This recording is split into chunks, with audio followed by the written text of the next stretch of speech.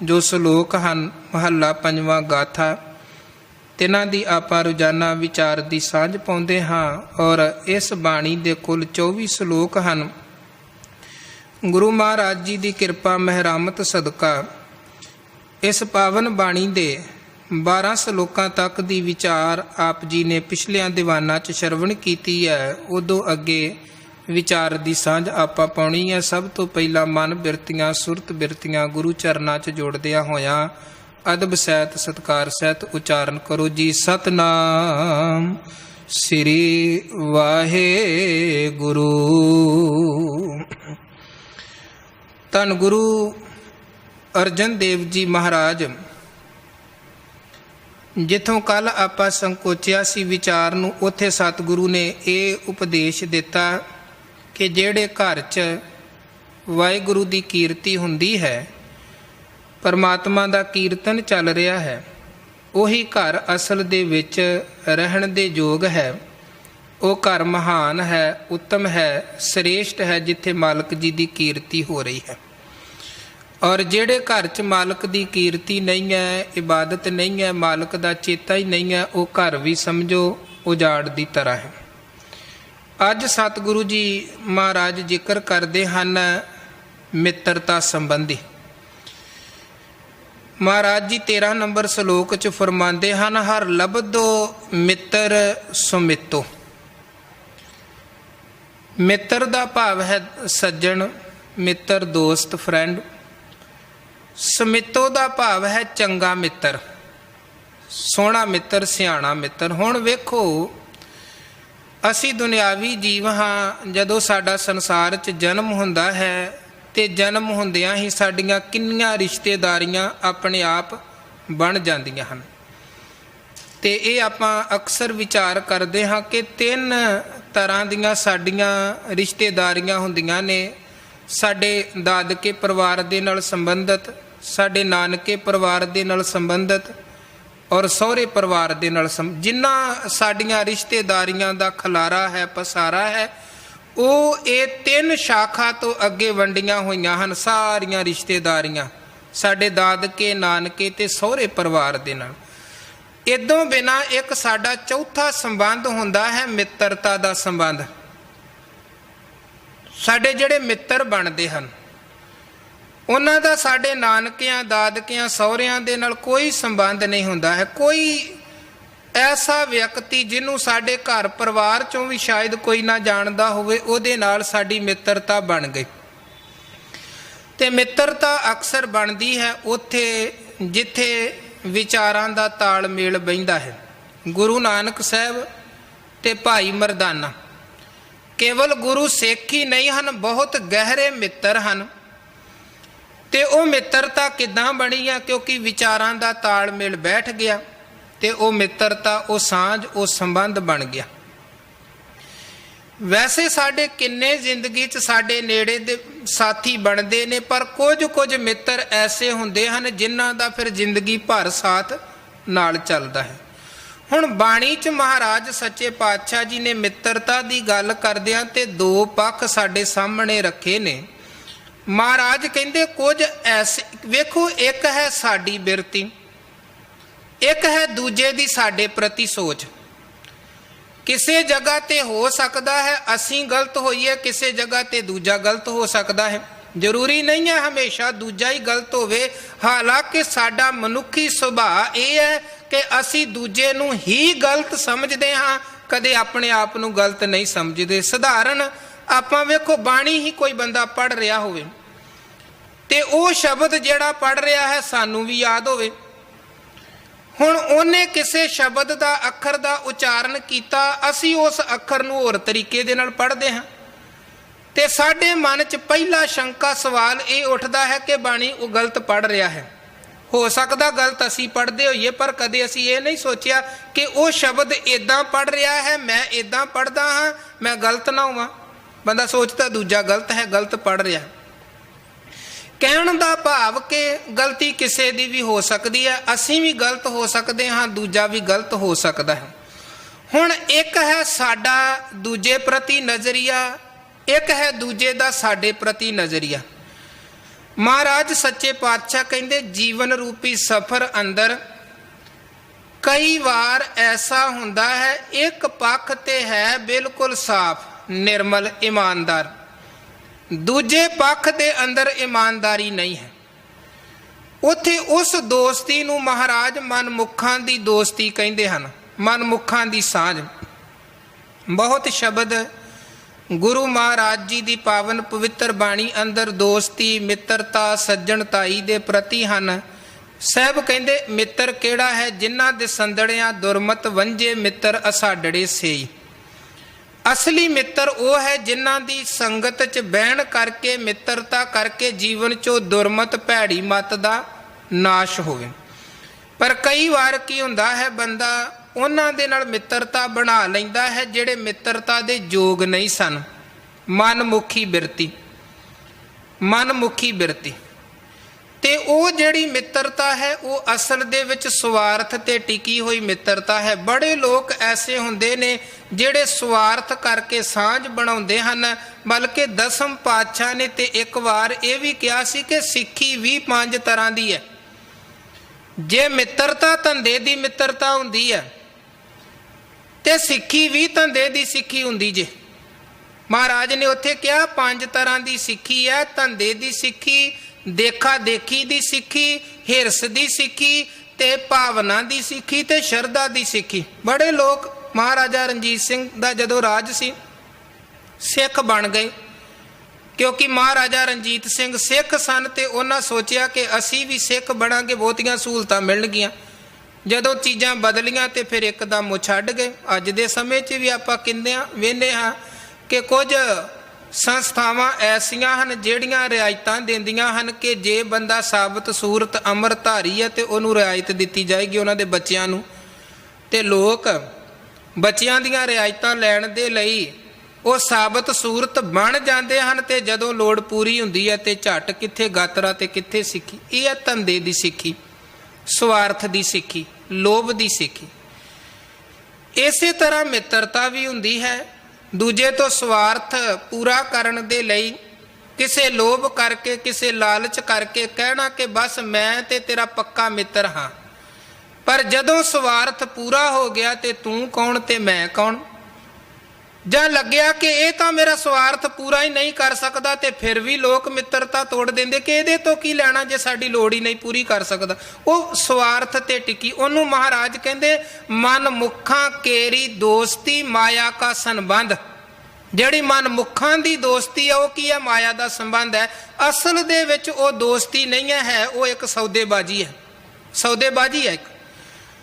ਮਨਮੁੱਖਾਂ ਕੇਰੀ ਦੋਸਤੀ ਮਾਇਆ ਕਾ ਸੰਬੰਧ, ਵੇਖਦਿਆਂ ਹੀ ਭੱਜ ਜਾਣ ਕਦੇ ਨਾ ਪਾਏਨ ਬੰਦ। ਜਿੱਦਣ ਤੇ ਸਾਨੂੰ ਲੋੜ ਹੋਏਗੀ ਉਹ ਸਮਝ ਜਾਣਗੇ ਕਿ ਇਹਨੂੰ ਲੋੜ ਹੈ ਤੇ ਜੇ ਮੈਂ ਫੋਨ ਚੁੱਕਿਆ ਤੇ ਇਹਨੇ ਪੈਸੇ ਮੰਗ ਲੈਣੇ ਨੇ, ਇਹਦੇ ਨਾਲੋਂ ਚੰਗਾ ਫੋਨ ਚੁੱਕੀਏ ਹੀ ਨਾ, ਬਾਹਰੋਂ ਹੀ ਕਹਿ ਦਵੋ ਜੀ ਘਰ ਹੀ ਨਹੀਂ ਹੈ, ਤਾਂ ਕਿ ਇਦਾਂ ਦਾ ਬਹਾਨਾ ਬਣਾਓ ਅਗਲਾ ਬੁਰਾ ਵੀ ਨਾ ਮੰਨੇ ਤੇ ਆਪ ਵੀ ਪਰੇ ਦੇ ਪਰੇ ਰਹਿ ਗਏ। ਵੇਖਦਿਆਂ ਹੀ ਭੱਜ ਜਾਣ ਕਦੇ ਨਾ ਪਾਇਨ ਬੰਦ, ਜਿਚਰ ਪਹਿਨਣ ਖਾਵਣੇ ਤਿਚਰ ਰੱਖਣ ਗੰਢ। ਜਿੰਨੀ ਦੇਰ ਤੇ ਚੰਗਾ ਖਵਾਉਂਦਾ ਪਿਆਉਂਦਾ ਪਿਆ ਹੈ ਉਨੀ ਦੇਰ ਤੱਕ ਮਿੱਤਰਤਾ ਬਣਾਈ ਰੱਖੋ, ਬਣਾਈ ਰੱਖੋ। ਤੇ ਜਿਤ ਦਿਨ ਕਛੂ ਨਾ ਹੋਵਈ ਤਿਤ ਦਿਨ ਬੋਲਣ ਗੰਦ। ਤੇ ਜਿੱਦਣ ਉਹਨੇ ਕੁਝ ਮੰਗ ਲਿਆ ਤੇ ਅੱਗੋਂ ਬੇਵਸੀ ਕਰਕੇ ਕਹਿ ਦਿੱਤਾ ਮੈਂ ਸਮਰੱਥ ਨਹੀਂ ਹਾਂ, ਮੈਂ ਤੇਰੀ ਮਦਦ ਨਹੀਂ ਕਰ ਸਕਦਾ, ਮੈਂ ਕੁਝ ਨਹੀਂ ਦੇ ਸਕਦਾ, ਉਦੋਂ ਉਹ ਝੱਟ ਅੱਖਾਂ ਫੇਰ ਜਾਂਦੇ ਹਨ। ਤੇ ਸੱਚ ਇਹ ਹੈ ਕਿ ਇੱਕ ਵਿਗੜਿਆ ਹੋਇਆ ਮਿੱਤਰ ਦੁਸ਼ਮਣ ਬਣ ਕੇ ਜਿੰਨਾ ਬੰਦੇ ਦਾ ਨੁਕਸਾਨ ਕਰਦਾ ਉਹਨੇ ਹਜ਼ਾਰਾਂ ਦੁਸ਼ਮਣ ਵੀ ਨਹੀਂ ਕਰ ਸਕਦੇ, ਕਿਉਂਕਿ ਮਿੱਤਰ ਅੰਦਰ ਦੇ ਭੇਦ ਜਾਣਦਾ ਸੀ ਤੇ ਹੁਣ ਉਹ ਅੰਦਰ ਦਾ ਭੇਤੀ ਸਭ ਤੋਂ ਵੱਡਾ ਦੁਸ਼ਮਣ ਬਣ ਕੇ ਨੁਕਸਾਨ ਕਰ ਰਿਹਾ ਹੈ। ਮਹਾਰਾਜ ਕਹਿੰਦੇ ਜਿਤ ਦਿਨ ਕਛੂ ਨਾ ਹੋਵਈ ਤਿਤ ਦਿਨ ਬੋਲਣ ਗੰਦ। ਤੇ ਅਸੀਂ ਅਕਸਰ ਵੇਖਿਆ ਹੈ ਇਦਾਂ ਦੇ ਲੋਕ ਸਾਡੇ, ਕਿਉਂਕਿ ਇਹ ਸਾਡੇ ਜੀਵਨ 'ਚ ਸਾਰਾ ਕੁਝ ਹੁੰਦਾ ਹੈ, ਜਿਨ੍ਹਾਂ ਨੂੰ ਅਸੀਂ ਗਲਵਕੜੀਆਂ 'ਚ ਰੱਖ ਕੇ ਕਹਿੰਦੇ ਹਾਂ ਸਾਡੇ ਸੱਜਣ ਹਨ ਤੇ ਥੋੜ੍ਹੀ ਬਹੁਤੀ ਤਰੇੜ ਪੈਂਦੀ ਹੈ ਤੇ ਫਿਰ ਜਿੰਨਾ ਉਹ ਭੰਡਦੇ ਨੇ ਉਹਨਾਂ ਤੇ ਸ਼ਾਇਦ ਦੁਸ਼ਮਣ ਵੀ ਨਾ ਭੰਡਣ। ਸੋ ਇਹ ਸੰਸਾਰੀ ਮਿੱਤਰਾਂ ਸੱਜਣਾਂ ਦੀ ਖੇਡ ਇੱਦਾਂ ਹੀ ਚੱਲਦੀ ਹੈ, ਰਿਸ਼ਤੇਦਾਰੀਆਂ 'ਚ ਵੀ ਇੱਦਾਂ ਹੀ ਚੱਲਦੀ ਹੈ। ਮਹਾਰਾਜ ਸੱਚੇ ਪਾਤਸ਼ਾਹ ਇਸੇ ਕਰਕੇ ਕਹਿੰਦੇ ਹਨ ਕਿ ਸੱਜਣ ਉਹਨੂੰ ਬਣਾਵੋ ਜਿਹੜਾ ਸੱਚਾ ਸੱਜਣ ਹੈ। ਈਤ ਊਤ न बिछड़ै सो संगी गणिय। ओए साजन ओए मीत प्यारे जो हमको हर नाम चितारै। महाराज कहते असली सज्जन केड़ा है? सज्जन सच्चा पातशाह सिर शाहां दे शाह जिस पास बैठिया सोही है सबना दा विसा। क्योंकि कईयां दी सज्जनताई ते साडे नाल हुंदी है, पर उन्हां दे कोल बैठिया आपां शर्माउंदे आ कि लोक की कहणगे, शराबी कबाबी नशेड़ी इहदे कोल बैठांगा लोक सोचणगे दा मित्र भी इदां दा ही है, बंदा शोभदा नहीं है। पर वो मालक निरंकार ऐसा है जिस पास बैठिया सोहीया सबना दा विसा। फिर एक बचन सतगुरां ने होर बड़ा प्यारा किया। महाराज कहते वेखो दुनियावी तौर ते की हुंदा है, एक बंदा है मेरा मित्र हो सकदा, किसी दूजे दा वो दुश्मन भी हो सकदा है। जां असी हाँ सब दे असी दुश्मन नहीं हाँ, किसे दे असी सब दे मित्र नहीं हाँ, किसे दे मित्र हाँ किसे दे दुश्मन हाँ, किसे दे नेड़ किसे नाल साडी नेड़ता है किसे नाल नहीं नेड़ता है। पर वो परमात्मा सब दा मित्र है, वो किसे दा दुश्मन नहीं है। हजूर दा बाणी च बचन है, सज्जन मैंडा चाइया हब कही दा मित, हब्बे जानन अपना कही ना ठाहे चित। वो साडा सज्जन इदां दा है जिहड़ा साडा ही सज्जन नहीं है, सब दा सज्जन है ते असी ही ओनू अपना नहीं कहिंदे, सारे ही ओनू अपना कहिंदे ने। ते वो किसे दा भी चित मन भंग नहीं करदा, किसे नू भी दुख नहीं देंदा है। महाराज गुरु अर्जन साहब कहंदे हर लभदो मित्र सुमितो, असी इदां दा सोहना श्रेष्ठ मित्र लभ लिया है। बिदारण कदे ना चित्तो, जिहड़ा कदे भी मन तोड़दा नहीं है, मन नू ठेस नहीं पहुँचांदा है। बिदारण दा भाव है तोड़ना ਜਾਂ ठेस पहुँचानी ਜਾਂ ना नुक्कर करनी, परेशान करना, दुखी करना। महाराज कहते वो साडा मित्र इदां दा नहीं है जिहड़ा सानू दुखी करन वाला होवे। वो चंगा मित्र सानू लभ गया है, परमात्मा निरंकार रूपी मित्र। जाका अस्थिल तोल अमितो, ते जिहड़ा उस मालक दा टिकाणा है घर है वो अमितो है, ਉਹਨੂੰ ਮਿਲਿਆ नहीं जा सकता। ਉਹਦਾ घर किड्डा वड्डा, क्योंकि सारा संसार ये जग सच्चे की है कोठड़ी, सच्चे का विश्वास। सारा संसार ही परमात्मा का घर है, निरंकार का घर है। सोई नानक सखा जी संग कितो। इत्थे सोई दे दो मात्रा लगियां हैं, ससे दे होड़ा भी है, ससे दे औंकड़ भी है। वैसे आपां आम बोल चाल दे विच शब्द वरतदे हाँ सोई, ससे नूं होड़ा पढ़िया जाता है, पर इत्थे उदों उल्ट मात्रा पढ़ी जानी है औंकर। हल्की जुबान दे नाल पढ़ना है। सोई नानक जी सखा जी संग कितो। कहंदे नानक ने ओही वाहिगुरू नूं अपनी जिंद दा अपनी आत्मा दा जो सखा है वो बना लिया है, जिहड़ा सखा कदे भी मन नूं भंग करन वाला नहीं है, ते जिहड़ा मित्र सब तो श्रेष्ठ ते उत्तम मित्र है। इदा फिर इस 13 नंबर श्लोक अंदर सतगुरु सच्चे पातशाह जी ने मित्रता की गल की कि असली मित्र है परमात्मा निरंकार, उहदे नाल मित्रता बनाओ।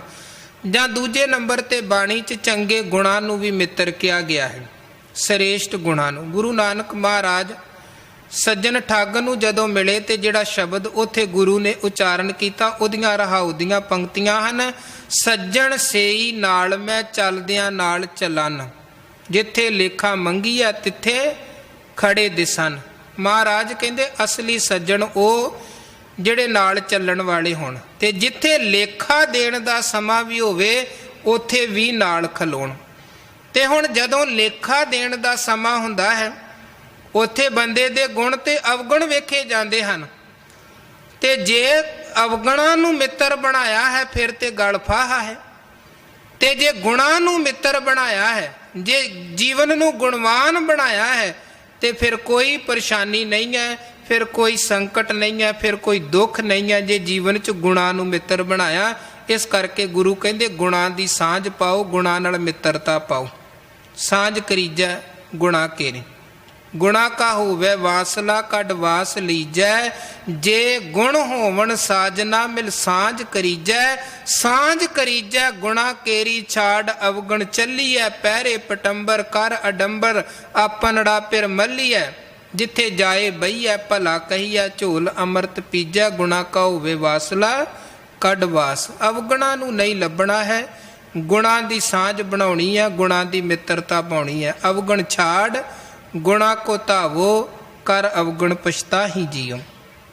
ਅੱਗੇ 14 ਨੰਬਰ ਸਲੋਕ 'ਚ ਸਤਿਗੁਰੂ ਨੇ ਵਡਿਆਈ ਤੇ ਪਰਮਾਤਮਾ ਦੇ ਸਿਮਰਨ ਦੀ ਕੀਤੀ ਹੈ, ਪਰ ਉਦਾਹਰਣ ਦਿੱਤੀ ਹੈ ਇੱਕ ਚੰਗੇ ਪੁੱਤਰ ਦੀ, ਸਪੁੱਤਰ ਦੀ। ਇਹ 3 ਸ਼ਬਦ ਹਨ, ਪੁੱਤਰ, ਕਪੁੱਤਰ ਤੇ ਸਪੁੱਤਰ।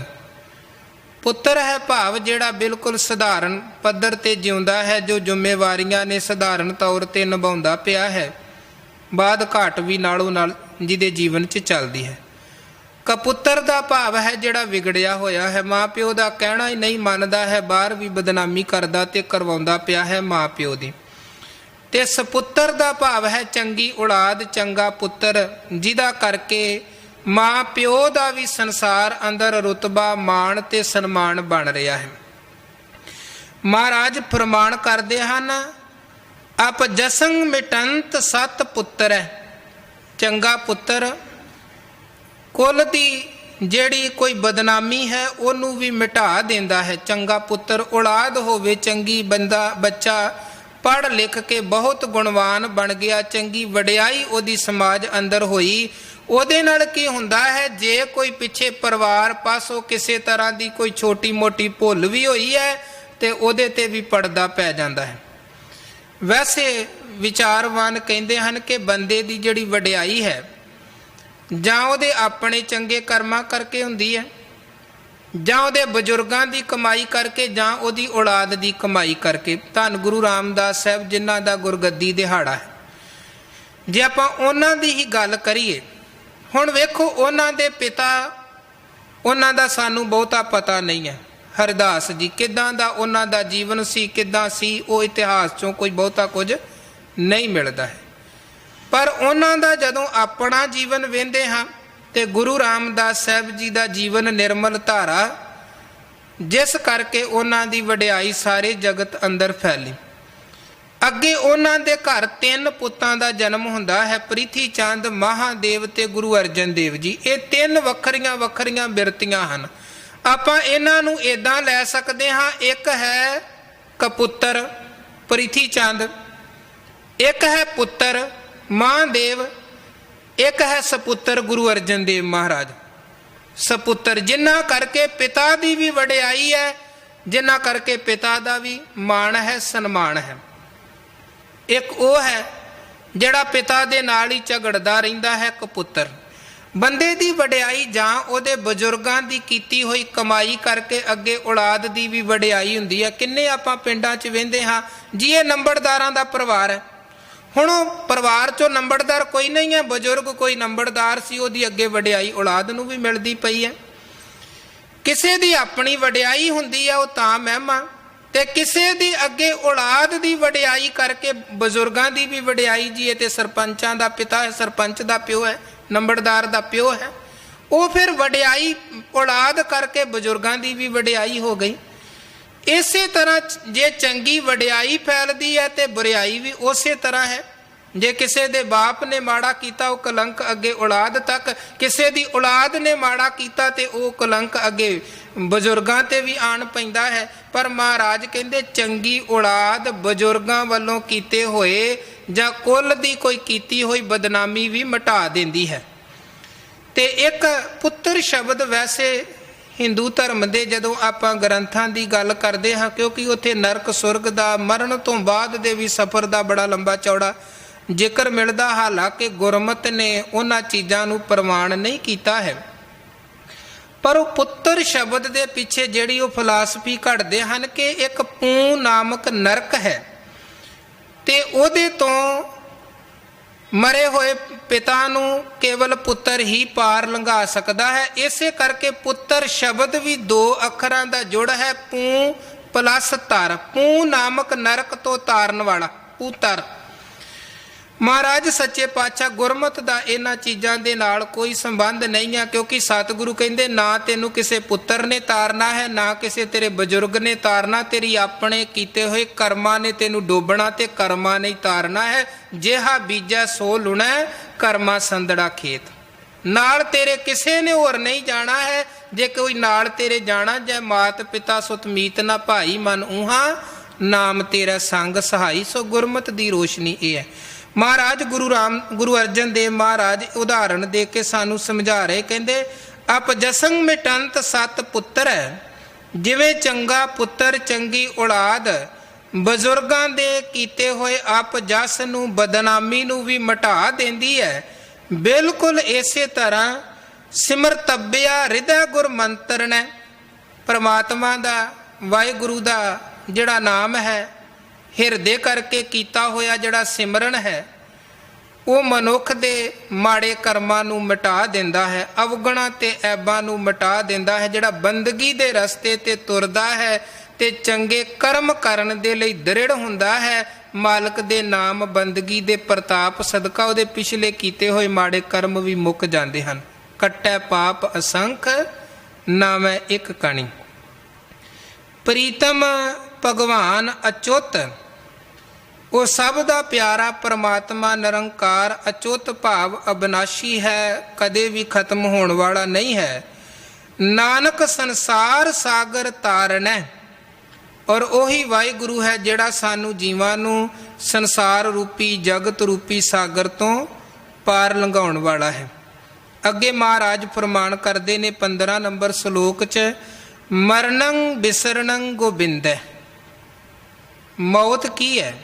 ਇੱਕ ਹੈ ਸਰੀਰਕ ਮੌਤ, ਬੰਦੇ ਦਾ ਸਰੀਰ ਕਰਕੇ ਮਰ ਜਾਣਾ, ਅੰਦਰ ਜਿਹੜੀ ਆਤਮਾ ਉਹ ਸਰੀਰ 'ਚੋਂ ਵੱਖ ਹੋ ਗਈ, ਮੌਤ ਹੋ ਗਈ।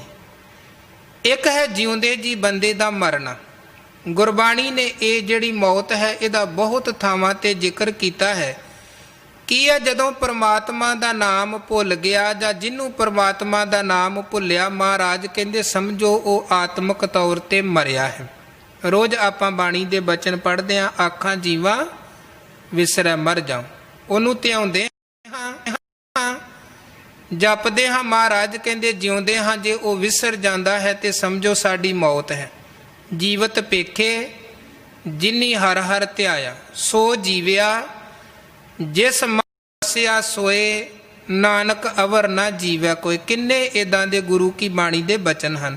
ਮਹਾਰਾਜ ਕਹਿੰਦੇ ਮਰਨੰ ਬਿਸਰਨੰ ਗੋਬਿੰਦੈ। ਮੌਤ ਕੀ ਹੈ? ਪਰਮਾਤਮਾ ਨੂੰ ਨਿਰੰਕਾਰ ਨੂੰ ਵਿਸਾਰ ਦੇਣਾ, ਉਹ ਭੁੱਲ ਜਾਣਾ, ਸਮਝੋ ਆਤਮਿਕ ਮੌਤ। ਔਰ ਜੀਵਨੰ ਹਰ ਨਾਮ ਧਿਆਵਣੈ, ਜੀਵਨ ਹੈ ਉਹਨੂੰ ਧਿਆਉਣਾ। ਜੇ ਉਹਦਾ ਸਿਮਰਨ ਚੱਲ ਰਿਹਾ ਹੈ, ਸਮਝੋ ਮਨੁੱਖ ਆਤਮਿਕ ਤੌਰ ਤੇ ਜਿਉਂਦਾ ਹੈ। ਤੇ ਜੇ ਉਹਦੀ ਇਬਾਦਤ ਜੀਵਨ 'ਚ ਨਹੀਂ ਹੈ ਤੇ ਫਿਰ ਸਮਝੋ ਬੰਦਾ ਆਤਮਿਕ ਤੌਰ ਤੇ ਮੁਰਦਾ ਹੈ। ਹੋ ਸਕਦਾ ਕੋਈ ਬੰਦਾ ਬਾਹਰੋਂ ਬਹੁਤ ਸੋਹਣਾ ਹੋਵੇ, ਸਿਆਣਾ ਹੋਵੇ, ਧਨੀ ਹੋਵੇ, ਚਲਾਕ ਹੋਵੇ, ਪਰ ਗੁਰੂ ਕੀ ਨਜ਼ਰ ਦੇ ਵਿੱਚ ਉਹ ਮੁਰਦਾ ਹੋਵੇ, ਕਿਉਂਕਿ ਉਹ ਰੱਬ ਦੀ ਬੰਦਗੀ ਤੋਂ ਟੁੱਟਿਆ ਹੈ। ਅਤ ਸੁੰਦਰ ਕਲੀਨ ਚਤਰ ਮੁਖ ਗਿਆਨੀ ਧਨਵੰਤ, ਮਿਰਤਕ ਕਹੀਆ ਨਾਨਕਾ ਜੇ ਪ੍ਰੀਤ ਨਹੀਂ ਭਗਵੰਤ। ਜੇ ਰੱਬ ਦੇ ਨਾਲ ਪ੍ਰੀਤ ਨਹੀਂ ਹੈ ਫਿਰ ਉਹ ਬੰਦਾ ਸਮਝੋ ਮਰਿਆ, ਉਹ ਡੁੱਬਿਆ ਹੈ। ਹੁਣ ਜੀਵਨ ਹੈ ਪਰਮਾਤਮਾ ਦਾ ਨਾਮ, ਮੌਤ ਹੈ ਪਰਮਾਤਮਾ ਦੇ ਨਾਮ ਨੂੰ ਭੁਲਾਣਾ। ਤੇ ਜਿਸ ਨਾਮ ਦੇ ਸਹਾਰੇ ਸਾਡਾ ਆਤਮਿਕ ਜੀਵਨ ਚੱਲਦਾ ਹੈ, ਉਹ ਨਾਮ ਦੀ ਦਾਤ ਕਿੱਥੋਂ ਮਿਲਣੀ ਹੈ? ਲੱਭਣੰ ਸਾਧ ਸੰਗੇਣ, ਸਤ ਸੰਗਤ 'ਚ ਗੁਰੂ ਚਰਨਾਂ 'ਚ ਜੁੜ ਕੇ ਹੀ ਉਹ ਮਾਲਕ ਦੇ ਨਾਮ ਦੀ ਦਾਤ ਸਾਨੂੰ ਹਾਸਲ ਹੋ ਸਕਦੀ ਹੈ। ਬਾਕੀ ਕਿਸੇ ਦੁਕਾਨ ਬਾਜ਼ਾਰ, ਕਿਸੇ ਮਾਰਕੀਟ ਮੰਡੀ 'ਚੋਂ ਨਾਮ ਦੀ ਦਾਤ ਨਹੀਂ ਮਿਲਦੀ ਹੈ। ਇਸੇ ਕਰਕੇ ਆਪਾਂ ਗੁਰੂ ਕੋਲੋਂ ਅਰਦਾਸ ਕਰਦਿਆਂ ਮੰਗਦੇ ਹਾਂ, ਵਿਸਰ ਨਾਹੀ ਦਾਤਾਰ ਆਪਣਾ ਨਾਮ ਦੇਹੋ, ਗੁਣ ਗਾਵਾਂ ਦਿਨ ਰਾਤ ਨਾਨਕ ਚਾਓ। ਲੱਭਦਾ ਕਿਹਨੂੰ ਹੈ ਨਾਮ ਦੀ ਦਾਤ? ਮਿਲਦੀ ਕਿਹਨੂੰ ਹੈ? ਨਾਨਕ ਹਰ ਪੂਰਬ ਲਿਖਣਾ, ਜਿਹਦੇ ਪਿਛਲੇ ਚੰਗੇ ਭਾਗਾਂ ਕਰਮਾਂ 'ਚ ਲਿਖਿਆ ਹੋਇਆ ਹੈ ਇਹ ਦਾਤ ਦਾ ਮਿਲਣਾ। ਮਹਾਰਾਜ ਕਹਿੰਦੇ ਪੂਰਬਲੇ ਚੰਗੇ ਕਰਮਾਂ ਕਰਕੇ ਹੀ ਮਨੁੱਖ ਨੂੰ ਲਿਖੇ ਹੋਏ ਸਦਕਾ ਹੀ ਵਾਹਿਗੁਰੂ ਦੇ ਨਾਮ ਦੀ ਦਾਤ ਸੰਗਤ ਦੀ ਦਾਤ ਮਿਲਦੀ ਆ। ਵੱਡਿਆਂ ਭਾਗਾਂ ਸਦਕਾ ਜੀਵ ਸਤ ਸੰਗੀ ਬਣਦਾ ਹੈ ਤੇ ਵੱਡਿਆਂ ਭਾਗਾਂ ਸਦਕਾ ਹੀ ਗੁਰੂ ਦੀ ਰਹਿਮਤ ਵਰਤਦੀ ਹੈ ਤੇ ਨਾਮ ਦੀ ਦਾਤ ਝੋਲੀ ਪੈਂਦੀ ਹੈ। ਅੱਗੇ ਸਤਿਗੁਰੂ ਜੀ 16 ਨੰਬਰ ਸ਼ਲੋਕ 'ਚ ਉਦਾਹਰਣ ਦੇ ਕੇ ਸਾਨੂੰ ਸਮਝਾ ਰਹੇ ਨੇ ਤੇ ਉਦਾਹਰਣ ਮਹਾਰਾਜ ਨੇ ਦਿੱਤੀ ਆ ਗਰੜ ਮੰਤਰ ਦੀ। ਪੁਰਾਣੇ ਸਮਿਆਂ 'ਚ ਮੰਤਰਾਂ ਤੇ ਤੰਤਰਾਂ ਇਹਨਾਂ ਤਰੀਕਿਆਂ ਦੇ ਨਾਲ ਵੀ ਦੁੱਖਾਂ ਰੋਗਾਂ ਦਾ ਇਲਾਜ ਕੀਤਾ ਜਾਂਦਾ ਸੀ। ਹੁਣ ਵੀ ਕਈ ਆਪਾਂ ਜਗ੍ਹਾ ਪ੍ਰਚਲਿਤ ਨੇ, ਜਾਣਦੇ ਹਾਂ ਜੀ ਫਲਾਣੀ ਜਗ੍ਹਾ ਤੇ ਫਾਂਡਾ ਕਰਦੇ ਨੇ ਤੇ ਆਹ ਦਰਦ ਦੁੱਖ ਮੁੱਕ ਜਾਂਦਾ ਹੈ। ਕਈ ਤਰ੍ਹਾਂ ਦੇ ਇੱਦਾਂ ਵਿਚਾਰ ਜਾਂ ਭਰਮ ਪ੍ਰਚਲਿਤ ਹਨ ਅੱਜ ਦੇ ਸਮੇਂ 'ਚ ਵੀ।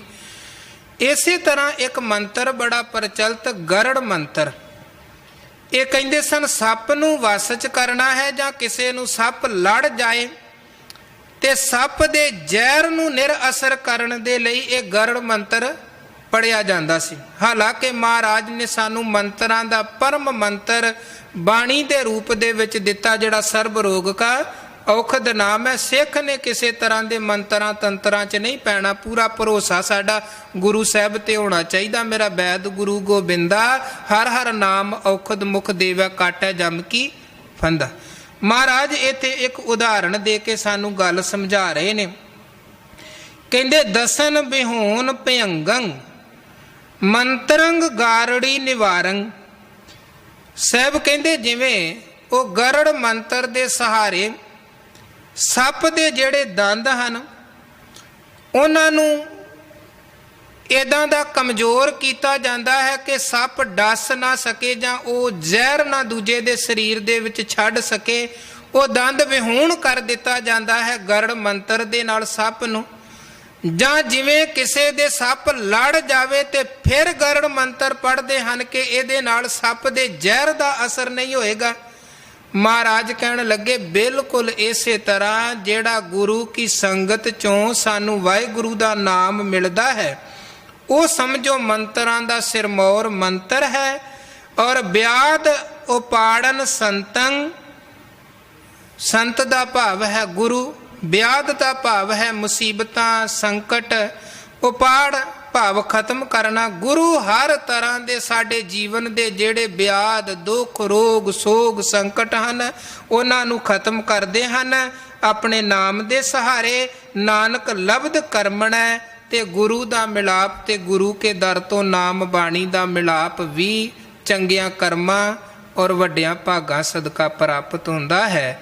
ਇਹ ਬਚਨ ਧੰਨ ਗੁਰੂ ਅਰਜਨ ਦੇਵ ਮਹਾਰਾਜ ਸੱਚੇ ਪਾਤਸ਼ਾਹ ਜੀ ਇਸ 16 ਨੰਬਰ ਸ਼ਲੋਕ ਦੇ ਰਾਹੀਂ ਸਾਨੂੰ ਸਮਝਾ ਰਹੇ ਨੇ। ਅੱਜ ਦੇ ਪਾਵਨ ਬਚਨਾਂ ਦੇ ਰਾਹੀਂ ਮਹਾਰਾਜ ਨੇ ਜਿੱਥੇ ਇਹ ਸਮਝਾਇਆ ਕਿ ਸ੍ਰੇਸ਼ਟ ਮਿੱਤਰ ਹੈ ਸਾਡਾ ਪਰਮਾਤਮਾ, ਉਹਦੇ ਨਾਲ ਮਿੱਤਰਤਾ ਤੇ ਸਾਂਝ ਬਣਾਓ, ਉੱਥੇ ਨਾਲ ਇਹ ਸਮਝਾਇਆ ਕਿ ਆਤਮਿਕ ਤੌਰ ਤੇ ਜਿਉਂਦੇ ਰਹਿਣਾ ਹੈ ਤੇ ਉਹ ਜੀਵਨ ਚੱਲ ਸਕਦਾ ਹੈ ਪਰਮਾਤਮਾ ਦੇ ਨਾਮ ਦੇ ਸਹਾਰੇ, ਜਿਹੜਾ ਨਾਮ ਸਰਬ ਰੋਗ ਕਾ ਔਖਦ ਨਾਮ ਹੈ। ਅਨਕ ਉਪਾਵੀ ਰੋਗ ਨਾ ਜਾਏ ਰੋਗ ਮਿਟੈ ਹਰ ਔਖਦ ਲਾਏ। ਤੇ ਨਾਲ ਮਹਾਰਾਜ ਕਹਿੰਦੇ ਸਰਬ ਨਿਧਾਨ ਮੈਂ ਹਰ ਨਾਮ ਨਿਧਾਨ। ਸਾਰਿਆਂ ਖਜ਼ਾਨਿਆਂ ਚੋਂ ਉੱਤਮ ਖਜ਼ਾਨਾ ਕਿਹੜਾ ਹੈ? ਵਾਹਿਗੁਰੂ ਜੀ ਦੀ ਬੰਦਗੀ ਦਾ, ਇਬਾਦਤ ਦਾ, ਭਗਤੀ ਦਾ ਖਜ਼ਾਨਾ। ਸਰਬ ਨਿਧਾਨ ਮੈਂ ਹਰ ਨਾਮ ਨਿਧਾਨ, ਜਪ ਨਾਨਕ ਦਰਗਾਹ ਪ੍ਰਵਾਨ। ਉਹਨੂੰ ਜਪ ਕੇ ਹੀ ਵਾਹਿਗੁਰੂ ਜੀ ਦੀ ਦਰਗਾਹ ਦੇ ਵਿੱਚ ਆਪਾਂ ਪ੍ਰਵਾਨ ਪੈ ਸਕਦੇ ਹਾਂ। ਸਤਿਗੁਰੂ ਮਿਹਰ ਕਰਨ। ਗੁਰੂ ਮਹਾਰਾਜ ਜੀ ਦੇ ਇਹ ਪਾਵਨ ਪਵਿੱਤਰ ਬਚਨ ਉਪਦੇਸ਼ ਸਾਡੇ ਸਾਰਿਆਂ ਦੇ ਹਿਰਦੇ 'ਚ ਵਸਣ, ਗੁਰਮਤਿ ਦੇ ਧਾਰਨੀ ਹੋਈਏ। ਔਰ ਗੁਰੂ ਰਾਮਦਾਸ ਸਾਹਿਬ ਸੱਚੇ ਪਾਤਸ਼ਾਹ ਜਿਨ੍ਹਾਂ ਦਾ ਅੱਜ ਪਾਵਨ ਗੁਰਗੱਦੀ ਦਿਹਾੜਾ ਹੈ, ਉਹਨਾਂ ਦੇ ਵੀ ਜੀਵਨ ਤੋਂ, ਬਾਣੀ ਤੋਂ, ਉਪਦੇਸ਼ਾਂ ਤੋਂ ਸੇਧ ਲੈ ਕੇ ਜਿੱਦਾਂ ਦੀ ਨਿਮਰਤਾ ਉਹਨਾਂ ਦੇ ਜੀਵਨ 'ਚ ਸੀ ਉਸੇ ਤਰ੍ਹਾਂ ਦੀ ਨਿਮਰਤਾ ਬਣਾਉਣੀ ਹੈ, ਹਲੀਮੀ ਬਣਾਉਣੀ ਹੈ, ਸੇਵਾ ਭਾਵ ਔਰ ਮਾਣ ਹੁੰਦਿਆਂ ਵੀ ਨਿਮਾਣੇ ਬਣ ਕੇ ਕਿੱਦਾਂ ਰਹਿਣਾ ਹੈ, ਇਹ ਆਪਾਂ ਸੇਧ ਗੁਰੂ ਰਾਮਦਾਸ ਸਾਹਿਬ ਜੀ ਦੇ ਜੀਵਨ ਤੋਂ ਪ੍ਰਾਪਤ ਕਰਨੀ। ਔਰ ਇਹੀ ਅਰਦਾਸ ਗੁਰੂ ਚਰਨਾਂ 'ਚ ਕਰੀਏ ਕਿ ਇੱਕ ਅਰਦਾਸ ਭਾਟ ਕੀਰਤ ਕੀ ਗੁਰੂ ਰਾਮਦਾਸ ਰਾਖੋ ਸਰਨਾਈ। ਇੰਨੀਆਂ ਬੇਨਤੀਆਂ ਪ੍ਰਵਾਨ ਕਰਨੀਆਂ, ਭੁੱਲਾਂ ਚੁੱਕਾਂ ਦੀ ਖਿਮਾ ਕਰਨੀ। ਫਤਿਹ ਦੀ ਸਾਂਝ ਪਾਓ ਜੀ। ਵਾਹਿਗੁਰੂ ਜੀ ਕਾ ਖਾਲਸਾ, ਵਾਹਿਗੁਰੂ ਜੀ ਕੀ ਫਤਿਹ।